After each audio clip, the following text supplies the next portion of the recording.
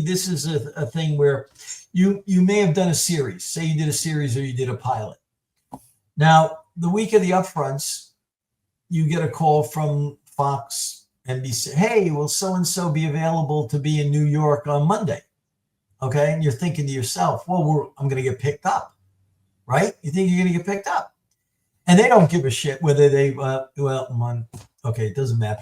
They don't care whether they have to pay a first class ticket and a hotel room because it's their series, it's for the advertisers or whatever the case may be. And they're making this big announcement. So it doesn't matter to them whether they buy a first class ticket on Sunday. Okay, they're not looking to get a deal on a ticket and book it in advance. Well, you know how the actor knows that they didn't get picked up?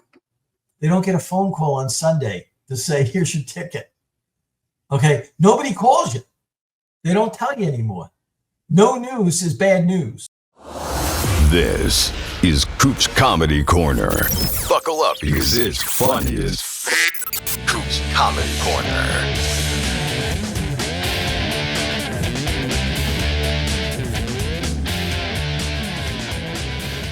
Welcome to Coop's Comedy Corner. I'm your host, Steve Cooper. And I got to tell you something, people. I've been away for 2 weeks. I haven't recorded, but I'm coming back with a great guest. And in the next few weeks, I have some amazing guests. I have my friend Steve Mazon on next week, who's in a movie called Dying to Do Letterman. It was about his battle for cancer and how he ended up getting on the David Letterman show. Then we have Sue Kalinsky, who's an amazing writer, amazing comic. And finally, we have Joey Cola. But tonight, my guest is a gentleman who I've never met. Actually, I've sent him a few emails getting Julia Scotti on my show in Pensacola, and tomorrow I have Buddy Fitzpatrick and Joey Callahan. So I don't know him. I've never met him, but I know his name. And everyone, if you ever did comedy in the East Coast, knows of Omnipop. And my guest is Tom Ingegno. How you doing, Tom? Pretty good, Steve. How are you? Good. I got to ask you, how did you? I have to start off. Well, first of all, what people want to know. You're a management. Tell people what the difference between an agent and a manager is, besides 10% and 15%. Well, I always like to use a friend of mine, actually, somebody Bruce Smith. He always used to use this analogy and this joke is that your manager will tell you what color tie to wear, and your agent will tell you your manager has poor taste in ties. Okay, so feel free to use that. But there are companies that take 10 or 15%. Managers can take whatever they want. There's no regulations on that. We don't happen to take the 15. Agencies take 10%. The difference is, I think in my case, because we switched over, we were an agency for many, many years. And then we had switched over to management. And basically the two companies were under one umbrella, which is Omnipop. But I guess you'd say that both coasts are autonomous of one another. They do their thing. I do my thing. But I think it depends. A manager it depends on how you look after your client. Managers can choose the clients they want to work with. And in many cases, agencies acquire, acts, not specifically just comics, but acquire acts. And then the agents are told to do what they have to do for those acts.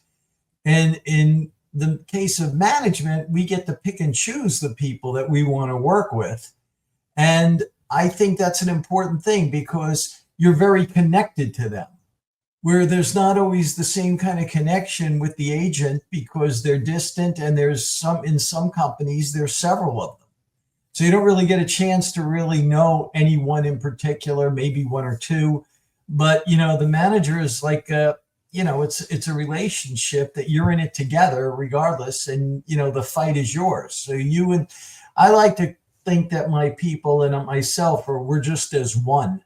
If they get a rejection, they get hurt, I get hurt. Somebody hurts them, I get mad. I don't think, look, agents are needed, okay, because they open up different doors and they have different avenues to pursue. And managers have different relationships with people and they pursue things differently. In some cases, the manager you can call the manager the assistant. You can call the manager many things, but hopefully you don't say any bad things about your manager, otherwise you shouldn't have them. Okay, so But the manager, a lot of times people don't think that the manager is completely in control. And in many cases, I've always realized this, that in theory, the theory of it, I actually work for the client because they pay me. Okay. If they were working for me, I'd be paying them, And so in this case, a lot of times you have to remember as a manager that you're working for the client. And they're still the boss. Now they're hired you for advice and advice on things and for your expertise in certain fields and for your ability to take care of things so that they can just work on their craft. So that's what I kind of think a manager really does, and then we sort of coordinate everything. If we do have an agent, I coordinate with the agent. But if it is very difficult today to get agents because agents don't specifically build people like they used to. Okay, they don't build them. They want you coming in, full on. If you had a series regular role on a TV show, a sitcom, or any kind of procedural, or anything like that, I can get an agent tomorrow because they want that 10%. It's funny. It's funny you say about agents, and you're right, because a friend of mine, Xander Berkeley, who's been in a bunch of stuff, and he was in Fear of the Walking Dead. And after that, he decided he didn't want to do any episodics because he wanted to raise his family. And his agent for years said, okay, bye-bye, because they're just thinking, as you said, I always think it this way. When we talk about managers and agents, I think the manager is someone you find a seed and you plant it and you cultivate it and you nurture it and you grow this beautiful flower, and then the agent is this person who's like the nursery who comes and tries to sell that flower. I think I've always thought that agents, I always heard about your with Omnipop is you really cultivate your acts. I mean, that's why your clients have been with you forever. I mean, it says a testament to you that your clients have been with you for so long. Yeah, I'm proud of that factor, but it's also, in terms of management, especially on the East Coast, I know my limits. Because I like to be hands-on. So I don't, all the stuff that is done, I do. And I prefer to do it that way. And that's why my clients, trust me, or they want me to handle it because they know I'm doing it for them. And as I said, you want to give them the opportunity, to take things off their plate that they're, trying to take care of everything and just worry about their craft, whether it's the actors that I represent or whether it's the comics that I represent. I want them to be able to have the time to do what they do and work on that craft specifically. It's a little bit more, we do handle comics and actors, and it's a little crazy sometimes because in the comic situation, you have a day-to-day basis with everybody. I speak to my comics once a week, twice a week, sometimes people 3 times, or at least there's emails being exchanged on a regular basis. When it comes to the actors and submitting the actors for projects and to get them on TV shows, you have to hope that there's parts in the breakdowns for you to be able to submit them on. Otherwise, you could have clients that you don't speak to for 3 months, and it's not for lack of trying to submit them. It's just like, hey, in the last 3 projects or the last two weeks of projects, there wasn't one submission I could make on you because it was, the way that they classified the role, the age range of the role, the specific project of the role. And so you lose, touch a little bit more with your actors, which I hate because I really like the people that I've chosen to work with. And, I think one casting director or somebody had written, I read a blog in terms of that. I'm bouncing between comics and actors, but it's still basically under the management umbrella that, that one time she had gotten like 7,000 submissions for one role, and she had to narrow the invites down to 100. Now, put it in this perspective. You were in LA, you got a million actors in LA, you got a million actors in New York. You have agents and managers, and we're all vying for that one role on Elsbeth. Okay. So if you think of how many people are submitting for like that one role that you dug up, and maybe for weeks and weeks, there's no roles for anybody under 30. And then all of a sudden there's that one role for somebody that's early 20s. And you can only imagine how much competition there is just to get the audition. And then Oh you're yeah. excited to get that. And then then you have to wait for the next step to hope you get a call back or they book you. And now because there's so many, it's not like when I was in LA, you'd walk into the casting agent, but Right. now it's all on video. So Right. they get so many more submissions. Before, you only see so many people. Like, you go into, wherever in LA or New York, you go to the agency, you got 35 people. They see that. Now, I mean, it must be hard for a manager because you're sending in this video, but you also know every other manager's sending this video. So it goes to the talent pool, as you said. It's built up so much that it's. I mean, people don't get it. It's hard to be an actor right now. It is really hard to be an actor. Yeah, and you get and again, like I said, there's so many parts, and then so many of these shows that are shot in New York because I'm on the East Coast, and I watch all of them. And you got your Law and Orders, you got your FBI's, you got your Elsbeth, anything like Will Trent and things that are shot in Atlanta are fair game for both coasts. But there's another trend that I you see to have happen is it must be a local hire, and the same thing applies in LA. Like, they're not going to fly on a sitcom that's 22 minutes. They're not flying somebody to be the waitress, okay, out to LA for the one part, nor are they flying them to New York unless it's a cameo or unless it's a stunt, that they're trying to do. And but for the most part, I think that there's a lot being shot on both coasts. Now, again, Vancouver and Atlanta are fair game because they'll fly people. But I've noticed that there's so many local hires in LA, and the same with on the East Coast. In the proximity, and they don't want to fly anybody back and forth, especially if they do have to put somebody up for a few days. And all the budgets are tight. I don't believe that they're that they have the kind of money for projects unless they're so big at this particular point, that are so big where they can afford to blow up cars, blow up buildings, and blow up things so that they don't care if they fly somebody somewhere. What's that? That's absolutely nothing. But for the most part, again, I saw a couple of them today looking for local hires. And local hire, there's a lot being shot in New Jersey now. There's a lot being shot in upstate New York. There will be a lot in the summertime as the weather changes, things being shot on Long Island. There's a lot being shot in Pittsburgh. Believe it or not, there's a lot of things that are shot in Pittsburgh. So, again, and sometimes people in New York aren't considered local hires because of the rules, the SAG and AFTRA rules. So you have to be so many miles of distance from that city to be considered a local hire. So unless you have like somebody, a relative or somebody that you can put down as an address in Pennsylvania or Philadelphia or Western Jersey, there's so many rules and regulations now at this particular point. But, in terms, and back to the manager thing, I think a manager is a person that has to do everything that has to do to move the act forward when you don't have the help of an agent. So you kind of take on all the roles and you do everything.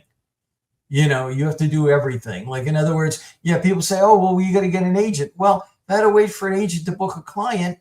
And I didn't have an agent to book a client. How is the client going to live? How are they going to make money? Who's going to try to pursue work for them? There's a little bit of a little question as to where the line begins and the line ends as far as the two go. But, I think ever since COVID, everything is survival. Everybody survives. The agents have to, everything's changed. Yes, the agents that take in clients, like you said they look at the guy, he wanted to raise a family. I happen to be very family oriented. Okay, there are acts with me that the kids, they were infants when they were kids, and now they're out of college. They're kids. Okay, but I've understood, and I think anybody that that's worked with me like that, that's a family person, knows that hey, you got to live and you got a family. I'm not taking a family away from anybody. That's the most important thing, and that's the thing that's going to keep you going in the long run, is to have that family. And I understand the importance of that, and I understand the importance of personal time. But ironically, it's always Murphy's Law. When you finally get the audition, somebody's not going to be, I'm going to be out of the country, I can't do that. Or it was funny. You were in LA, so we used to have people going back and forth to LA, and they all used to go out to LA for pilot season, if you remember. So people, I forget the names of the hotels and places that you could rent for a month. There was a place in Burbank, and they did a documentary about it, and they changed the names now. It's like but it was legendary because you would go there and it would be like rock stars who would stay there, or it would be young actors or a whole bunch of good looking people there for pilot season. But you're right. They would stay there for basically 2 months and they get charged out the ass. The rent would be insupportable. And they would have some people I saw this documentary, they would come like every year, like the stage mom and her son, and they would like spend everything they had, and the kid never got a pilot. And you never got a pilot, let alone sometimes you don't get an audition. And the thing I was going to say to you, it's like the minute any of our acts were coming back home after being there for 2 months without an audition, what do you think happens? There's that phone call. Oh, geez, I can't believe you're leaving tomorrow. They wanted to see you. And, then changing airline tickets and things like that cost a fortune back then. It wasn't like, that you were just going to drop everything. And you got to learn, too, that nowadays you just can't fly there for any particular, I'll be a local hire in LA. Really? For the scale, for SAG scale, you're going to be a local hire in LA. And you might even get cut. Okay? So, there's all those things, but there's so much Murphy's Law that's involved, with the acting thing, or it's, it really is crazy. I've seen it so many times where somebody does not become available. But, basically with some of my clients, I pretty much know, they keep me informed. Okay. Hey, I'm bringing my daughter back to college. Okay. This weekend. Well, my daughter's graduating this weekend. It all goes on the calendar. Okay. And I keep an eye on that. And I go, okay, I just had one who you're going to probably have next week, or is it this week on the Wednesday? Once his kids were out of college and they both graduated and they're all working, he's decided to do more cruise work, and he does a lot of the cruise work. Never did cruises before. It wasn't the time. Wanted to be home with the family. Totally respected that. We worked through all that. We got parts on TV shows. We got parts in movies. He always worked. There was a little more bountiful for work, for the one night of work, pre-COVID. But, all those guys survived, and now they're doing, they're on the boats. They knew how to make it work, and they're making money. And they're making more of a living now, to wonder how did you make a living before? But they did it. And, that's the important thing. You really have to just understand and respect the fact. It's a little bit different for the manager. For the agent, if they get artists and things, or if they do bring somebody in, they're at the end of the year, the company on a different level looks at like, well, how much did this client bring in? How much did you? And in some of the big agencies, even if an artist brought in 100,000 in commissions or 50,000 in commissions, it wasn't enough. So they were gone. So you'd say, well, geez, I'm a small company. If they brought in 50 or 100,000, I'd be really happy. I'm fine with that, because, you build, and then you never know what the next level, the next step for that artist that was bringing in 50 or 100,000. Maybe they jump to 200,000 the next year, but the tolerance level and the patience of the companies, they just move on. They'll just move on. I don't give up on people unless people tell me they're done, or unless people say, hey, I want to split, I want to try something else, or I want to leave. But I don't quit on my people, no matter what happens on the actor side or the comedy side. I will until I'm told I'm done. I'm told I'm done, I'm not done. Now let me ask you this.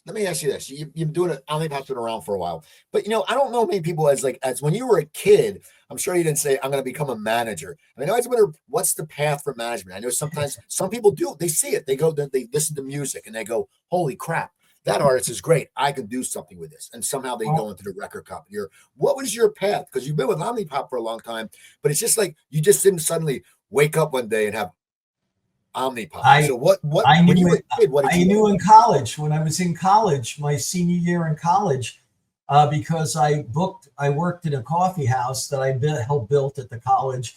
not physically, but built, and I established and handled all the entertainment that was booked in there. I knew that I needed to be in show business in some capacity because I wasn't really that good of a guitar player. I was a good front man. Okay. And I knew my limitations, which is what the important thing of being a lead singer is. Don't sing that song because you're going to suck, but sing this song and people are going to think you're great. So I had done all that and I had immediately got hired. I talked them into hiring me. They had to, because in the college town that I was living or worked in or I went to, by the time I graduated college, I was exclusively booking 5 clubs. What college was it? My college was St. Vincent College in Latrobe, Pennsylvania. Okay. So I ended up home of Rolling Rock. Yes, not anymore, but that's exactly where the Rolling Rock was, in Latrobe. And I stayed in Pittsburgh for 5 years. I found a band that I really, really liked because I'm originally from Long Island. They were young, and they listened to everything I said, and we made money. We ran it like a complete business. And I said, we're not gonna make it any further. There's a lot of Pittsburgh acts that are really getting big, that have record labels. I think we got to bust out. We got to go to New York. So I took the band to New York. I got to write. This is other than being able to perform, because I didn't, which I would have wanted to, because I played all through college and in high school in bands and in coffee houses, but I didn't perform with them. I managed them, but I was able to co-produce and co-write and write songs for the band. And we did have 3 albums out. Okay. We got shelved on the 3rd one, which I knew would have been the best, but there's reasons for that. That's a longer story. That's another story, but it wasn't anything we specifically did. It's just the independent networks went under, and the major label, which we were supposed to go to, which was MCA, was going to take us on. But then when the independents all folded, MCA, all these people at that time, this is how old I am, they would go, okay, you want us to push Thrills, or you want to push Barry Manilow or Melissa Manchester? Or we're going to push this band, or these guys are not going to get pushed. We can put them on the label. The record company can pay for all the records they want, but we're not going to get pushed. And that's unfortunately what happened to us. So nobody really got to hear the 3rd record, but we had momentum from the 2nd album.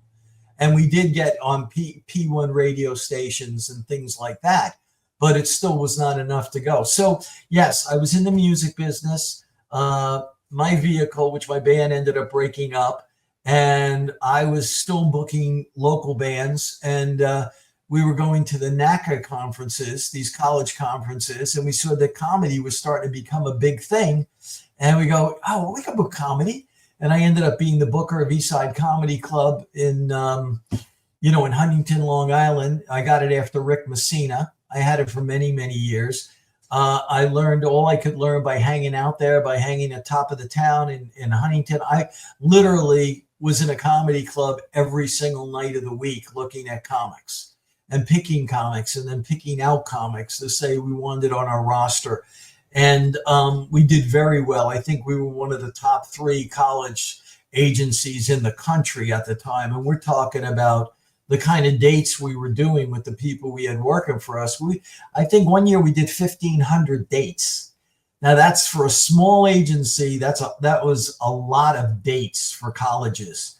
And we had 35 people on the roster, probably another 35 that were still on our roster, even though they weren't on the roster poster.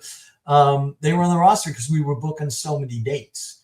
And then things changed again. Like something changed, and all of a sudden people were getting on TV.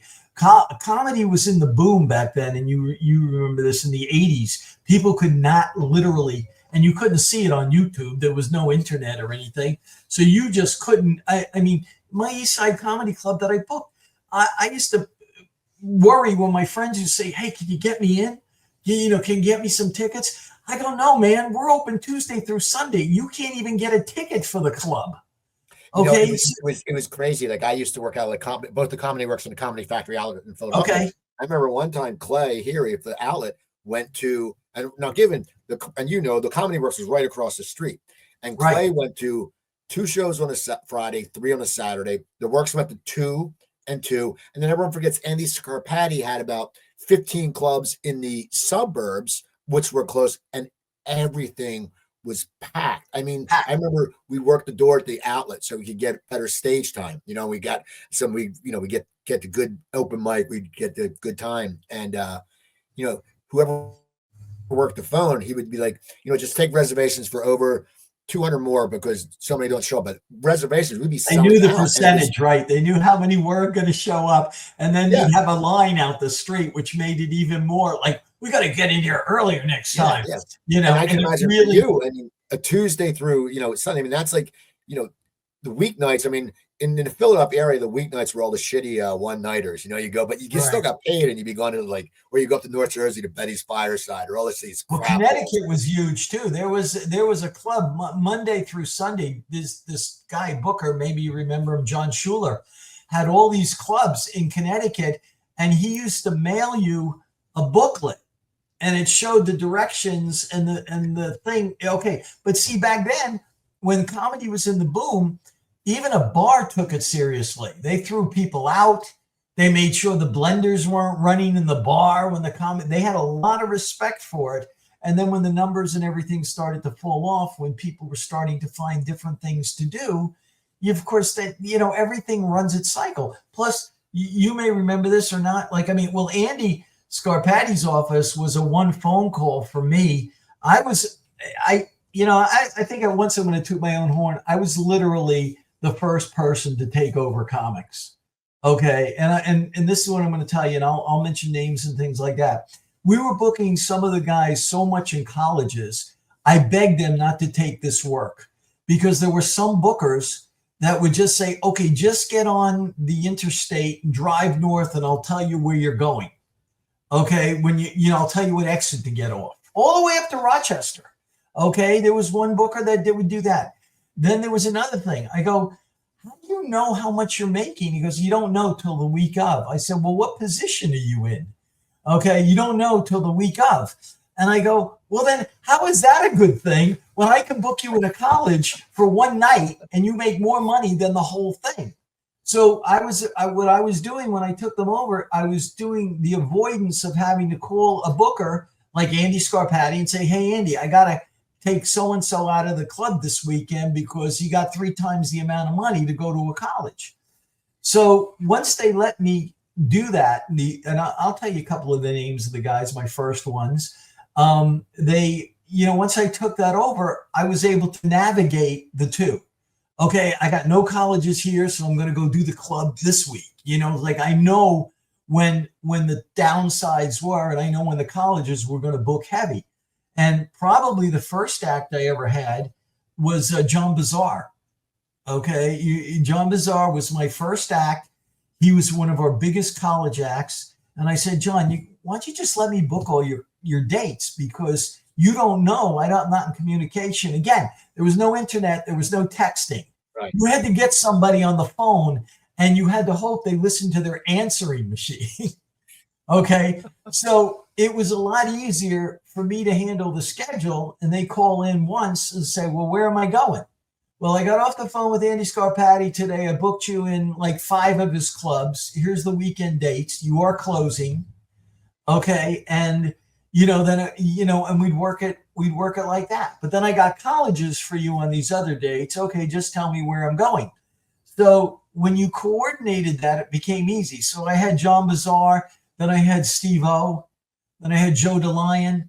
Then I had Jim Myers, who was Klaus Myers. It's funny, real quick about Jim Myers. And I know him, I'd worked with him a few times at the outlet, but I was in LA and I was at this crappy bar called the Powerhouse. And it was like you would get a mix of drag queens, metal guys. I used to run into Jim Brewer there. And then all of a sudden I'm sitting there and it was Klaus. And you remember him because he had that look and that laugh. And I still remember he still was bullshitting me. He'd always bullshit you just to always bullshit you. Always tell you stories. Yeah, but it was so funny because he was doing a show at right next door, was the little Stella Adler Theater. But it was so funny to see him, and I had not seen him since I think I worked for him at the open forum at the Comedy Factory outlet. But I still remember that I ran into him out of nowhere. I'd not seen him in 20 years, but it was, and then he went on Facebook as like Mookie Barker. Mookie But Barker, yeah. but yeah, but it's funny because I knew he was with you. And Bizarre, I remember Bizarre would do the rap. He would do the rap before any comics that he would Oh close with yeah, that he was doing the rap. He had rap. brought the It would jukebox, kill. brought the big It would jukebox kill. in, and also Scott Bruce was with me because then we went out as a team. It was Bruce and Bizarre. Okay, Melvin George is still with me. He was from that era with those guys. Dan Wilson is still with me from that era. Billy Guerin is still with me from that era. Buddy Fitzpatrick just came a little bit later from that era, but he's with me.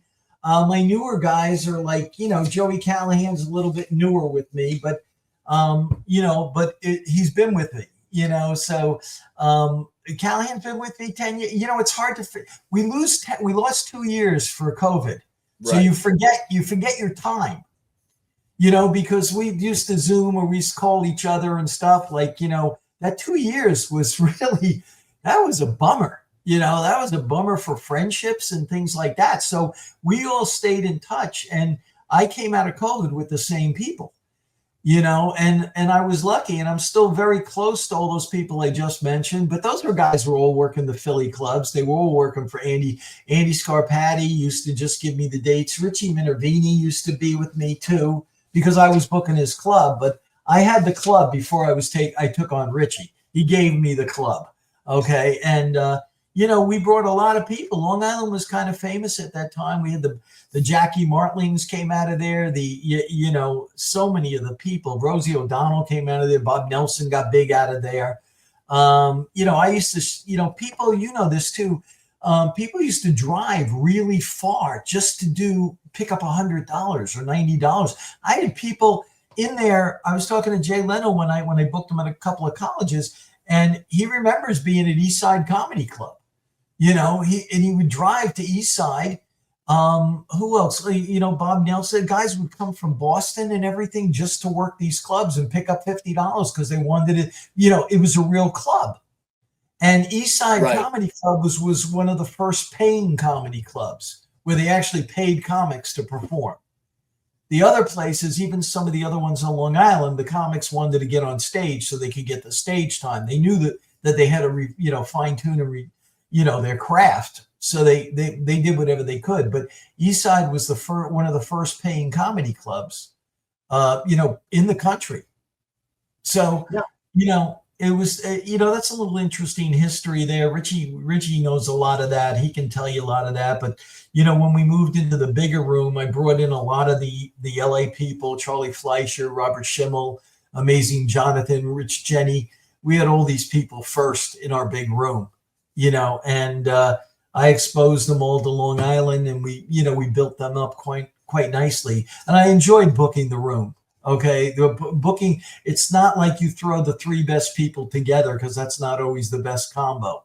I really, sometimes some of the people that do give me shows to book, they go, "Did you do it yet? Did you do it yet?" No, I'm still thinking about it. I said, I got to hear it in my head, because these are one-nighters, and they pay pretty well. So the people deserve like the best I can put together. And as long as I can hear it in my head, okay, this guy is going to go into this guy and it's going to be great, and this guy's going to finish it off. So, it's not just about finding three people that are open or three good people. It's a matter of finding the three right people. And that's important. It's important. Yep. You always want to do that. But now I got a question for you. You mentioned all those names, like John Bizarre was one of your first clients. Back then, what drew you to a client? Like, there were so many comics back then. And, they had a lot of different temperament. It was a different time. There's a lot of partying. It was just the late 80s, early 90s was nuts. But what would draw you to a comic? Was there a certain characteristic, a quality? Would you take on someone who you knew wasn't an A+ act, but he was an A+ person? I mean, how did you book in those early days? How did you find your talent? And do you think you had a good eye for it? I think I did, because we did very well with all those people that I mentioned to you. That question has been asked of me a lot. It's kind of weird. I haven't been asked it that much lately, but when I would do seminars and certain things, people would ask me like what you look for. And I go, well, I walk in not looking for anybody, but if I see it, I want it. Okay. And I can't answer it. I can't answer that question. You just have when I saw John Bazaar, we were supposed to go see this other guy who was closing the show. I'm not going to tell you who that was, but I will tell you the host of the show was John Bazaar. Immediately after the set, I went out to the room and got John Bazaar. Okay. I didn't brush off because I was with somebody else and they took care of that situation. But as soon as Bazaar got off that stage, I was on him like, I go, I don't know what it was. He just got me, and I couldn't stop laughing. And, we then the rest for us was history. We started him in colleges. And ironically enough, at the time too, the other act on that show was Al Romero. And I don't know if remember Al Romero, but I loved Al Romero too. So I stayed in touch. John, I wanted right away. And then I liked Al Romero. Not so much for the headliner, who was very good. But to me, I knew that the other two, in particular, John, was going to work for me. Can I tell you what that was? I don't know. I'm with a client now who, this is the youngest one that I have that I've been with for a while. I went to a showcase for one of my other clients. Nobody showed up except for her fiance and somebody else. And I saw this young girl in the middle. Okay. And I got to talk to this person. I really have to have this comic. But out of respect to my other one, I waited for a little bit because I wasn't really there to see the other people. And, and this was pre-COVID, probably 2 years pre-COVID. I don't know what year to put that in, because you lose, all your clients have to respect the fact that we all lost those 2 years during COVID. So I couldn't do anything. Your hands were tied. You couldn't do anything for the person. They couldn't do anything for themselves except maybe write. They couldn't even perform in front of somebody. So I've been with this person for a while. We ended up going to Montreal. We did 2 Tonight shows. Okay. And now she's got a lot of other things on the horizon now, but it's my youngest client. And it's the only young client that I have. Okay. Because for me, I have to succeed with her. It's important to me. And I don't want to, I'm not saying I won't take on another client, but I've been with this one. Most of my roster I've been with for at least 7 years. Then it gets into the 30 or 40 years that I've been with the same people. And they're still working and they're still going strong. So I ended up with Julia Scotti not too well, how many years ago? That was pre-COVID too. I started with Julia because she was being managed by Kathy Caldwell. And Kathy wanted to get out of the business. And I go, well, this is great. This works for me, and then Julie and I have been together ever since, so again, I literally now have 13 comics on my roster. That's all I can handle. I don't want any more than that. Okay. I want to, I don't have to be greedy either. I don't have to be greedy. I want to take you back. You're managing comics. Okay. Now, when do you decide to start managing actors? When does that come into play? Well, this happened. That's good. That's a good question, because what had happened was we had comics that we had gotten deals for and pilots for, based on, at the time, the only TV show that you could do comedy wise was the MTV half-hour comedy hour. I think that was legitimately the first one. So I had a lot of people on that particular show. And one of the comics that we started to represent, he had a great set. He was terrific. Somebody from ABC was in a hotel room getting ready to go out. He turned on the TV, and this person was on the TV, and, he thought he was hysterical, and he had to reach out and contact him. And that person did 2 pilots for us, and actually did 3 pilots for us. One actually got picked up. The other 2 for ABC did not get picked up, but needless to say, I still think they were great. So what was happening at the time, I think you'll remember this, Ray Romano was seen, and Ray got the show, Everybody Loves Raymond. So what happened was casting directors and people were frequenting the clubs in New York City all the time. They were looking for the next Ray Romano. But unfortunately, what happened, Ray was lucky. He was natural. He was, he had instincts. Seinfeld was lucky because of the people he was surrounded with, so they were lucky, but but casting directors and networks were going to comedy clubs. And even in Montreal, when they had all those shows and everything up there, we weren't talking about like the assistants or the casting assistant or associate going to these things. The head of the departments was going to Montreal to look for people. And they did find people. And they did. But I think in the long run, in looking at comics always didn't understand that the person that the casting director or the producer or somebody that wants to do the pilot with you sees up there is the person they want. They don't want you trying to be an actor all of a sudden. They want you to be that persona that you emulate when you're doing your stand-up performance. And see, some comics, probably what started to happen was some of them all tried to act. Okay. And they weren't trained. So in essence, they really couldn't act. And they weren't being themselves because they were trying to be somebody else they thought they were supposed to be. Okay. And forgetting that the person saw on that stage as doing stand-up is that's the persona that they wanted for this role. Okay. And Ray was lucky because all the stuff was written for him. They're his words. They wrote very well for Ray. Okay. And I think we had transitioned because it was just a natural thing that happened.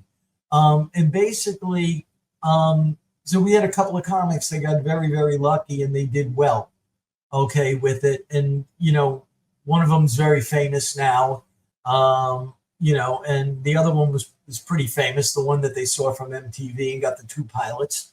And I think what happened after that, we started after the comedy thing, and when people weren't looking at the comics as much as they did, we kind of fell into the, improvisational actors or the comedic actors, because there were a lot of actors that were very good at comedy. So when we first started out, we didn't go for any comics that were legit or theatrical. We were looking for actors that had comedy chops. And that was what we were looking for. And so that's what we transitioned in after the comics were kind of used up, and some of them just weren't going to be actors. And they were fine because they were all making good money and they were doing comedy and they enjoyed it. So, we kind of transitioned into that. Now, when did you start to decide to open the LA branch? It's funny because I know I had from your clients in LA, my other show, Cooper Talk, it must have been 11 years ago. I also had Regan Burns and I had Doug Jones. Yeah. And I had he's still with this. Jess. Who else? And Doug Jones and Jess, the woman Jess who worked for you guys. She did the PR. Oh yeah, Jess. Yes, yeah. Jess still does the PR for us. Yeah, she got me them, and it's funny because Doug. It's funny. I remember I had Doug and Stu. I had 2 guests that day. One was Doug, and one was Matt Eisman, who now runs as a host of American Ninja. And they're both like, Matt's like 6'3", and Doug's like 6'5", and I'm like 5'10". And my pictures next to him, I look completely dwarfed because they're so big, and Doug is so skinny, they look taller. So Doug was with your LA, and Oscar Nunez was with you guys in LA. Yeah. When did you decide to open an LA office? Was it something that you were excited about, or did you just feel that business dictated you opening another office? Well, I think the business dictated it. It was about 1992, when Bruce went out there because he was single. He didn't have any Long Island attachments anymore. And it was hard at first. And he went out there and we got lucky. My music partner that was out there had a place where the studio was, and we got office space from him. And Bruce was able to establish that and build that. At the time, and I don't know if you were there, when all our guys used to filter through there. So Steve and John and everybody, they used to stay in that hotel where they stayed with somebody, or sometimes they'd even stay with Bruce.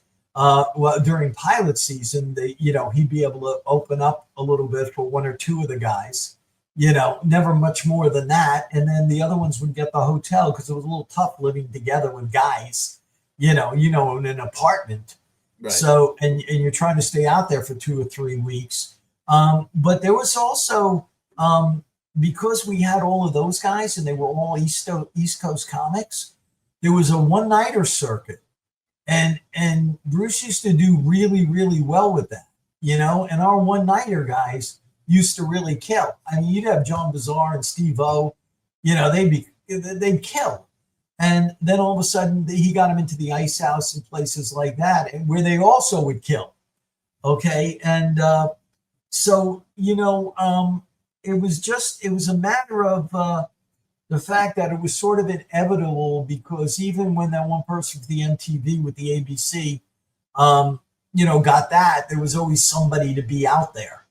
Okay. So I didn't have to go back and forth, and Bruce didn't have to, when they were coming east, I could cover everything. And when they were going west, he would cover everything.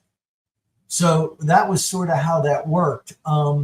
You just knew you were going to have to do it. And it would have, at one time, it might have ended up being both of us out there. But at that point, at this particular point, New York is still one of the best places for comedy. The strongest comics are going to come, they're still coming out of New York. Okay. In fact, some of the comics are moving back to New York from LA. So, it's an interesting thing. But as far as the showbiz aspect of it, it's okay to have the presence. Is it as necessary as it was then? Now as it was then? Well, from a television standpoint, as we said, there's a lot of local hires. There's not a lot of network deals. If there were network deals and somebody was on a sitcom, you'd fly back and forth, if you had to, and, like if you really got to hold somebody's hand or do it, then you do it, because that's what you signed up for. But I think, again, people have to understand, too, that things change so much. And that 2 years of COVID changed things so much that I don't know, are there there's not really there's not meetings, there's those things that used to happen. I had one of my people who was was big recurring on Search Party. Okay. And when she went out to LA, she was out there, and within the last minute of the last week, tells me she's going to be out there. I was literally able to have her meet with every network and every studio, and I got the meetings within a week, within the same week. It's not that easy to do anymore, and because so many people will send me the tape, send me a clip, so the world has gotten to the point where that's what they want to see, as opposed to actually, obviously if they're going to lay out some big money, they're going to want to meet you in person. Okay. They're not going to do that without the in-person meet, where shows are given. But, I think there's a need for an East Coast and a West Coast, but they don't necessarily have to be together. Now, I was going to ask you. You mentioned how she was going out meeting after meeting. Well, when you have these actors, and they're much different than comics, because comics, a lot of times you're used to having a shitty show. How do you prepare an actor for the rejection? Because people don't know, there is so much rejection. I mean, salesmen complain. You know what? I know guys who had a TV series and then they haven't worked for a year. Okay. I mean, their career is dead, and they're thinking, what's wrong with me?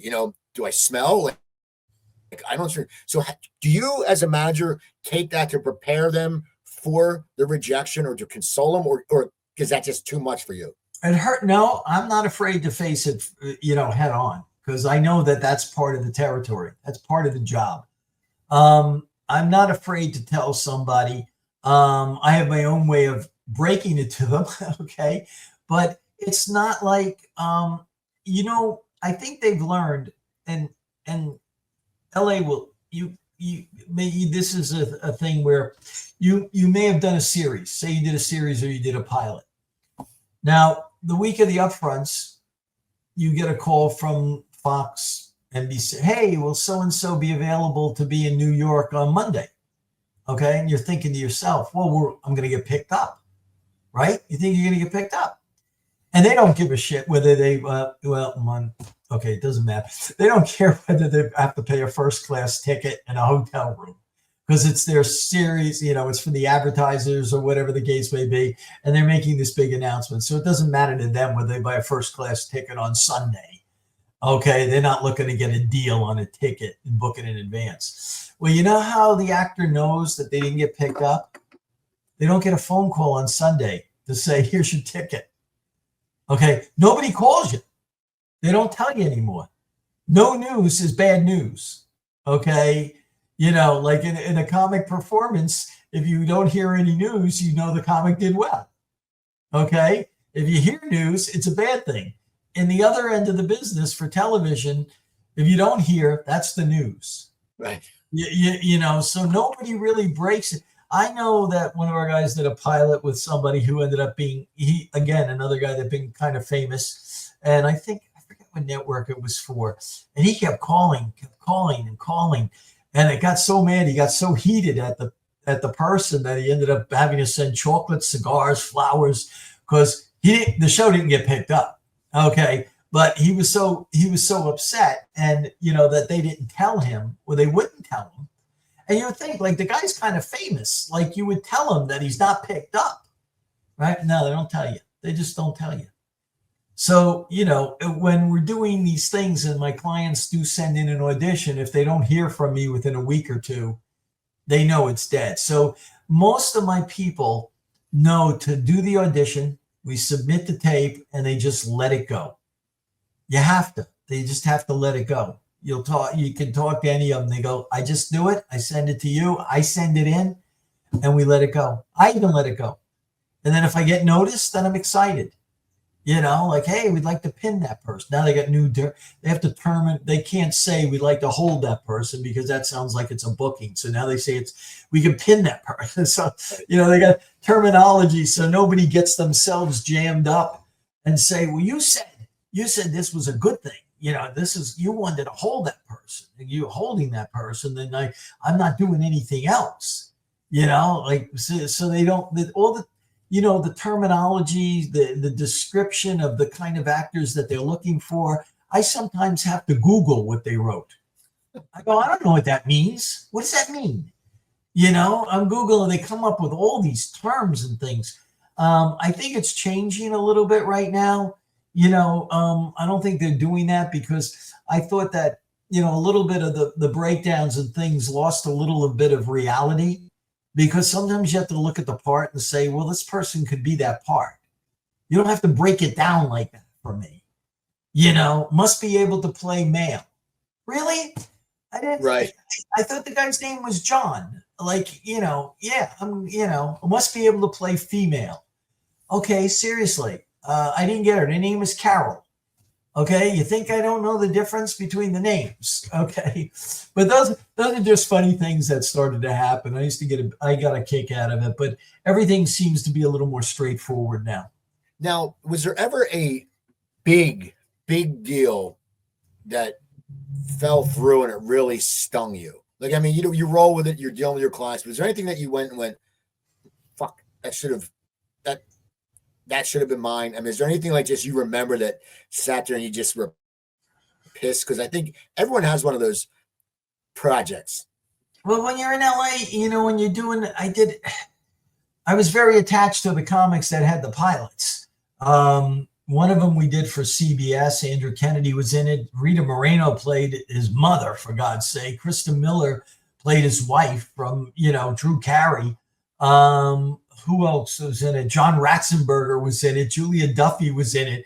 Your guy's the least known in it, but he carries his weight in the show because they picked him because he was a comic. And then you find out that they don't pick it up, and they pick up 3 other CBS shows that were only on the air for 3 episodes. And they could have had this, but I don't think I was the only one that year.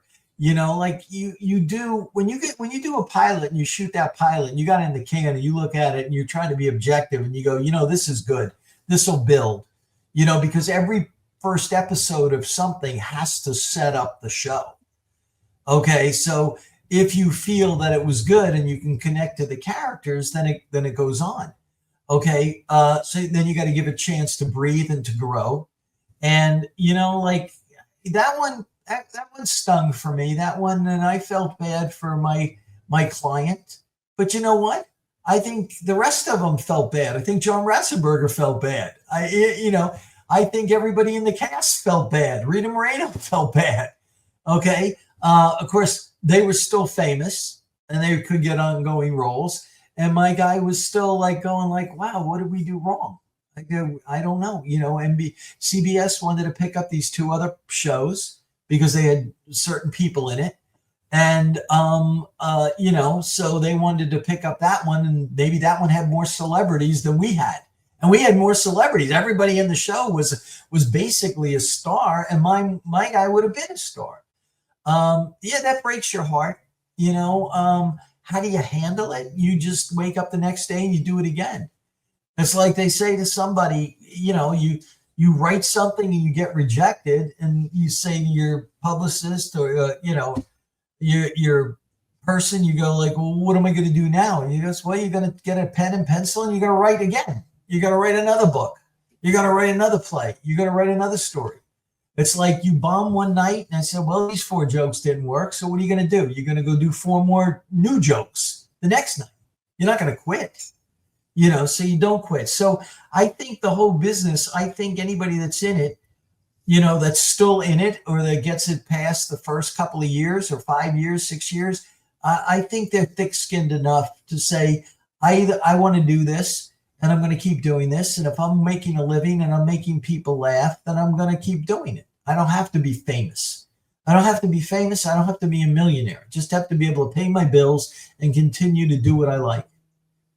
Now do you, because everyone talks about business and show business, and I always think a lot of people like you, and I have a friend of mine's a drummer for a very big country star, and he does motivational speaking and he has drumsticks. It's an entrepreneurial spirit. Do you consider yourself an entrepreneur? Because you've really built something. You took over a market that as you said, no one was really doing booking the East Side. You started paying people. Then you East Side, then you paid him, and then I was but taking over comics. And I didn't know anybody else. Then all of a sudden I had my little roster of people. Then the next thing I know, other people that were in the business, they started taking over people. I was going like, well, you guys are copying me, but it was working. It was working for me. I mean, I had my ledger books like I have now, with the routing sheets and everything. And I had, there was John Bazaar under B, and then Steve O under O, Melvin George under G, Billy Garrett, and, like all those guys. I had legitimate calendars for them, and I kept their calendar better than they did because they weren't going to get double booked. Okay. And they weren't going to miss a date. So, it's it's a crazy thing. I don't know if I consider myself an entrepreneur. I think that was just something that I did because it made sense for me to do it. It's not like I thought about, let me think about it. No, I didn't put too much thought into it. I said, you know what? When the minute I was told how you guys were booked as comics, where you didn't know the position you were in, you didn't know how much money you were making, I go, okay, well, this is not going to work. I'm not going to turn down a $1,500 college gig so you can do a weekend, which you don't even know how much you're getting. Right. So I just thought that was a natural thing. I don't think it was one of those things where I go, I got like a light bulb comes on, right. I don't think it was one of that. I just think that, are we millionaires doing what we did for as long as we did? Are we comfortable? I would say we're probably comfortable. We never, had the big score, like somebody did. But, at the end of the day, I like what I do for the people that I do it for. And I think that's all, that's all I can say about that. I mean, yeah, did I wish some of those pilots got picked up? And I wish we had a series that went to syndication. Okay, because the syndication money's a whole nother level. We were close on one client. Okay. One client was close. I forget how many episodes we were legitimately away, or the 4th season or something we didn't get. And that would have been a big deal for the company. And then I don't know if that would have happened, what the course of the company would have been, at that point. Like, it's hard to say. When people have life changes or things change in their life, it changes their direction.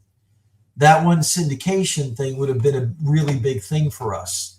And I don't know, whether I would have ended up in LA more, end up in LA less, sleeping on Bruce's couch more. I don't, like, you get to the point, or maybe at that point I would have been able to afford my own hotel room. Okay. Right. So you just don't know. All I know is that I try to keep the comics doing the same thing. I have no regrets that my third album got shelved. Oh yeah, I do. Do I have regrets? Yeah, it hurts me because from a nostalgic standpoint, I go back and listen to the third album and the second album, and I go like, oh man, if we just got just a chance, but we didn't. And, the only thing for me from a music standpoint is that when my band broke up, that was my vehicle. Those were the guys I knew how to interpret me bringing the songs to them. So once I lost them, I wasn't good enough to carry it myself. So I stopped writing. I mean, I've got books and things with papers and things where I still haven't stopped writing, but I have stopped writing. So, and that breaks my heart. I wish I would have done more of that. But I don't look back. I just remember the good times, and I remember some of the songs, and I got them on record, and I can still listen to them. So again, I don't look at anything. I'm not bitter. With the guys that didn't make it, I wish I would have made it because I really did believe in them. And we got them to a level. We did get them to a place where you got the chance. Okay. But then after that, it's out of your control. So with the comics, I just had this discussion with somebody. Listen, if you're making a living, you're paying your bills, and you're doing what you like to do, like go out there and make people laugh, and the opportunity and the work is still there for you to do it, where you can make that living, then why be bitter doing something that you really like to do? Would you be rather doing DoorDash? Would you rather be emptying, putting up sheetrock? You can literally go out there and make people laugh and make a living for doing it. So yeah, do we all want to be famous? Who doesn't? Everybody wanted to be famous. Everybody can't be famous. It doesn't mean you don't strive to still be famous, okay? Because that gives you your drive. But for the most part, it shouldn't make you bitter.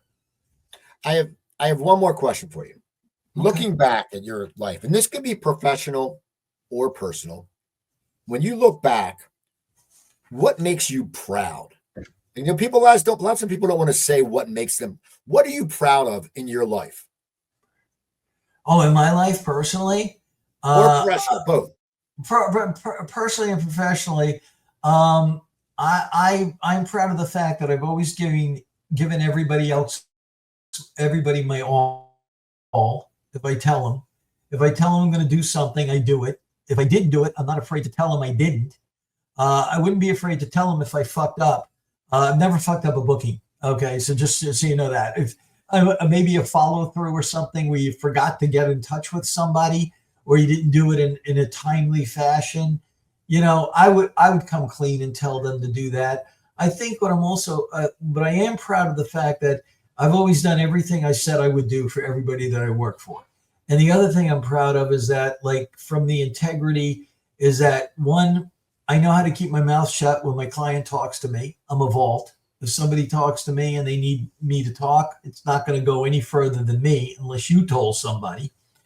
And the fact that I think from an integrity standpoint, I've never owed anybody a penny, and everybody's always gotten every penny and everything that they've deserved with no questions asked.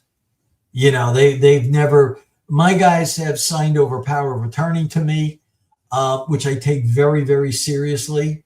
And I don't sign anything without them knowing. I can't buy a car for them, but I can sign a contract for them. Okay. I can't go in, and do certain things. But I can approve their photographs, and I can sign their contracts for them after they've approved the date, so that the paper doesn't have to go, a million different ways, because some of them won't take care of it in a timely fashion. But that's what I think. I think the integrity and the honesty is the thing that I'm proud of the most.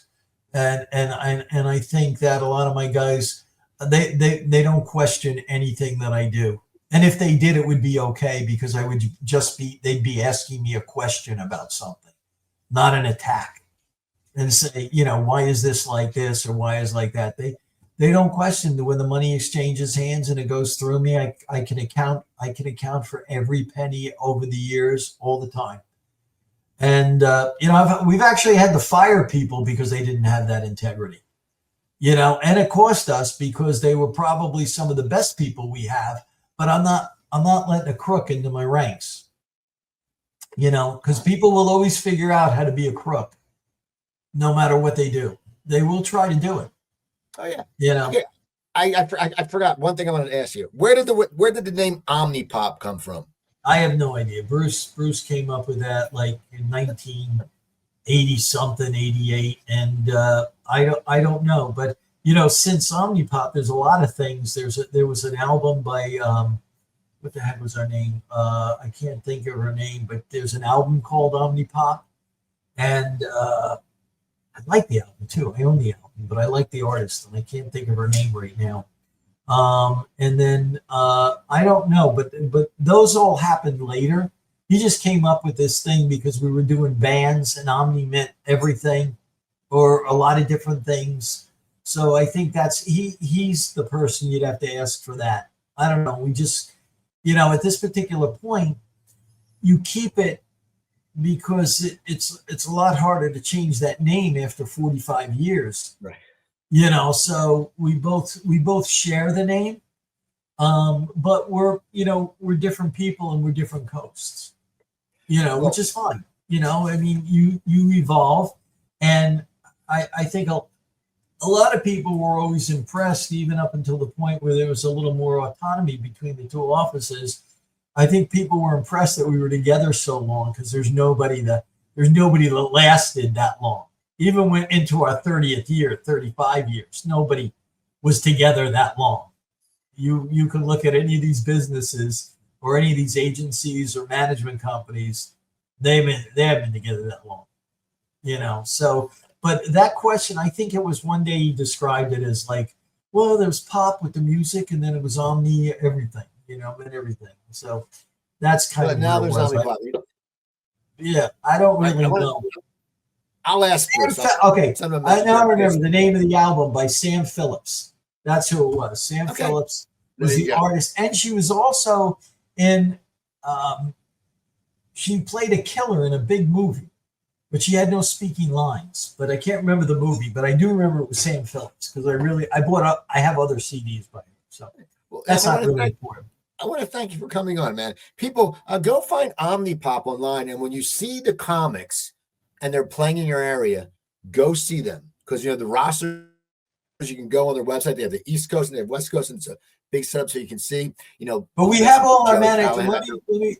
Let me say one thing on that. We do put all our management clients in the East Coast. I've split it, but we do have all our management clients. So where you see like a lot of multiple people on pages, they're not all stand-ups. So that because most companies will put all their artists on their roster. It's up for you to say, well, that one's the comic, or this one's this one's an actor, right, or this one's a musician. So we did that. I split it a little more because I do a little more booking for the guys on the East Coast. So I do have a section where it's the whole page is everybody, and then there's below it says our stand-up, our available stand-up. So I split it so the people, because sometimes some of the actors get confused and go like, how many people do you handle? I go, no, they're not. Some are comics. I probably have an equal number of comics as I do an equal number of actors. So people, that's it. Look for that, but go look for the comics. Also, people go to YouTube and follow Jimmy Corhan, who's a great producer. Follow Comedy Trainwreck. My show's been on. We've had some great guests. We've had Rich Scheidner. We've had my friends from Homicide on the Street, Reed Diamond and Kyle Secor. We've had Steve Scroban. We've had some great guests. Wendy Liebman, a dear friend of mine. Go listen to those episodes if you do comedy. Follow this podcast, Coops Comedy Corner. Also, they have a Coleman Green show, Talking Shit. They have Ed McGonigal, and Jimmy's got a bunch of other shows. Also, go to my website, coopertalk.net. You can find over 1,038 episodes. The latest one I posted was Stan Lynch, Tom Petty's former drummer. We talked for an hour. He has a new band coming out. It's great. And if you're into the business world, look up the Coop Tank on YouTube. It's my weekly business show. I moderate 3 local business people. We talk about motivation, inspiration, and all that stuff. So that's about it. Look up Omnipop. I want to thank Tom and Ingegno. And he got a great client list, and he's been doing it forever. This guy's been around. Follow Omnipop. And thank you, Jimmy Coran. And people, I'll talk to you next time. Good night. Coops Comedy Corner.